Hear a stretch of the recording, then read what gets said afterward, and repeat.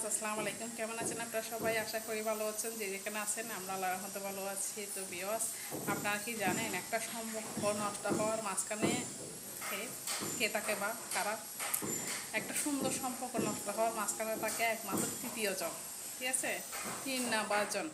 একটা সুন্দর সম্পর্ক মাঝে তৃতীয় যখন চলে আসবে তখন সুন্দর সম্পর্কটা নষ্ট হয়ে যাবে। ঠিক আছে বিয়স, একটা মা মেয়ের সম্পর্ক নষ্ট করে তৃতীয় জন, একটা বাবা মেয়ের সম্পর্ক নষ্ট করে তৃতীয় জন, স্বামী স্ত্রীর সম্পর্ক নষ্ট করে তৃতীয় জন, ভাই বোনের ভাই ভাইয়ের সম্পর্ক নষ্ট করে তৃতীয় জন, বোন বোনদের সম্পর্ক নষ্ট করে তৃতীয় জন।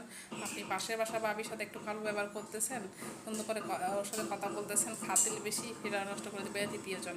তো এই তৃতীয় মানুষগুলো নষ্ট করে দেয় আমাদের দুনিয়ার মানুষ। এরকম আমরা এরকমই। তো বিয়স, এটা চিন্তা করলে তো হয় যে এই দুনিয়াতে আমরা কয়দিন বা বাঁচবো, কয়দিন বা আছি, আজ আছি, কাল কাল নাও থাকতে পারি। ঠিক আছে, আমরা বেশি দিনের না এখানে এই দুনিয়াতে, শুধুমাত্র আমরা মেহমান।